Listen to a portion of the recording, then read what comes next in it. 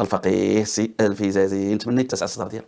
والله سي الفيزازي لا اريد بك اذى وانت تريد بنا اذى، ولكن غنوريك فين هو الاذى ديالك.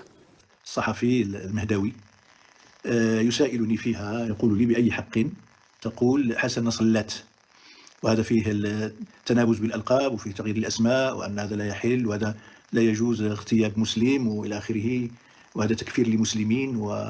ثم بدأ يبحث عن النتف هنا نتفة من هذه الآية والحديث أو إلى آخره. طبعا لأن الإنسان كما قال السلف إذا تكلم الإنسان في غير فنه جاء بالعجائب. واخا انت تتكلم في فنك سيدي، ما تجيناش بالعجائب. دابا شنو الفرق بيني وبينك؟ عارف هذه النقطه اللي تفضلت بها في الاول؟ انا واعوذ بالله من قولت انا بعلمي الصغير وعلمي المتواضع وداك الشيء اللي سمعت من عند والدي وقريت في المدرسه، قراوني والدي تيقول لي لا تنابزوا بالالقاب، قول لله عز وجل. وقراوني والدي وقريت في المدرسه واحد الحديث نبوي، حق الولد على الوالد ثلاث: ان يحسن اسمه وان يعلمه الكتاب وان يزوج. انا بعلمي المتواضع يقل منك تفضلت لك بهاد جوج مرات. انت دابا من قبل تهضر، ما قلتي قال الله ما قلتي قال الرسول في هذه النقطه اللي هي ما حط غير بيني وبينك. انت قلتي المهداوي يقول وجاب له تفبنا لا يجوز. اذا انت خاصك تجيب لنا النصوص التي تقول يجوز. عطيتينا شي نصوص الانشاء ندوز هذه يلا. هذا شيء طبيعي انه ياتي بهذه العجائب، انه خرج عن ميدانه عن مجاله الصحفي وتحدث في الفقه الاسلامي وفي الشريعه الاسلاميه فجاء بالعجائب.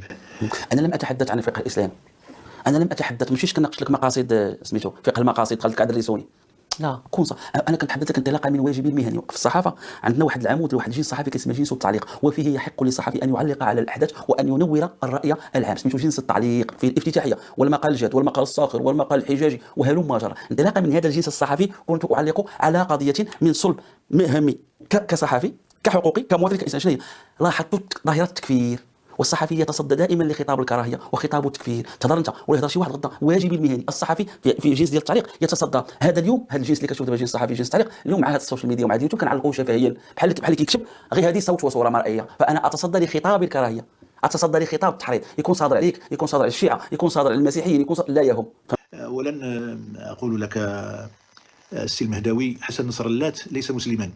حسن نصر اللات، شوف حسن نصر الله تعطيني شي واحد، شوف تصور قال لك الله عز وجل، شوف فرق بيني وبينك السي الفيزازي، انت مسلم واحنا مسلم مزيان. تصور قال الله لك لا تنابزوا بالالقاب، هذا امر، وعلاقتنا بالله دائما تبني على الخضوع وعلى الطاعه. كاين يقول لك الله دير هذه قلت له واخا، قال لك هذه قلت له لا، هذا سميته الله عز وجل. اذا الله شنو قال لك؟ قال لك صلي، انت كتصلي سي الفيزازي، قال لك سيدي صوم كتصوم، ولكن قال لك الله حاجه اخرى ولا تنابزوا بالالقاب. اللات لقب. تصور هذه كانت تقول لك ماشي كيقول حميد المهداوي، راه ماشي كيقولها لك في شي واحد قالها الله قال الله وامتثلتي لها واخا كتعاودها في عصيان تام لله عز وجل. ولو يكون كافر، ولو يكون لك ما عندكش حق تقول، لان الله قال ولا تنابزوا بالالقاب، ما قالش الله الا الكفار وقول لا. وقدوتنا الرسول عليه الصلاه والسلام ما كانش كيوصف الناس بالالقاب، ما كانش. وجادلهم بالتي هي احسن. هذه غتحتاج مني علم ولا قرايه ولا نمشي نقرا في شي بلاصه باينه. هذا كيقول هذا، سمحوا لي نغير على التعبير رجاء، هذا كيقول هذا الحمار، كيجادلوا قالوا الحمار.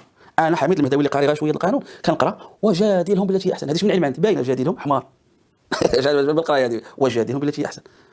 حسن نصر اللات بالتي هي احسن، اذا هذا عصيان لامر الهي لقاعده الهيه. وجادل واضحه فيش على المذهب الجعفري، على الدين الجعفري، وهذا الدين الجعفري كفرته المؤسسه الدينيه المغربيه رسميا، وقرأ الفتوى الملك الحسن الثاني رحمه الله على شاشه التلفزيون وامواج الاذاعه.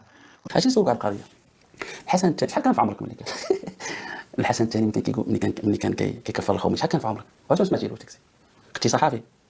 واش كنتي صحافي وكنتي كتفهم؟ دابا قلتي صح، ديك اللحظه كي كنتي انت بعدا شوف كنتي كتقول ملي كان دابا الحسن الثاني كفر الخميني وانت كفرتي الحسن الثاني انت كنتي كتقول عليهم ذاك الوقت. نشوف واش هو هذا. ولو قمنا الان نعد الالهه عدا لضاق الوقت بعدها. واذكر من رؤوس الالهه الديمقراطيه الكافره التي يغرق فيها كثير من المسلمين، واذكر منها اصناما كثيره من حكام المسلمين الذين يركع ويسجد له كثير ممن ينتسبون الى الاسلام.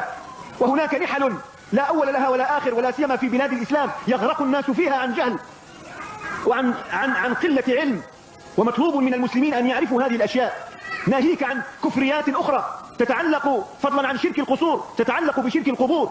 وما أدراكم ما شرك القبور، ثم ما أدراكم ما شرك القصور.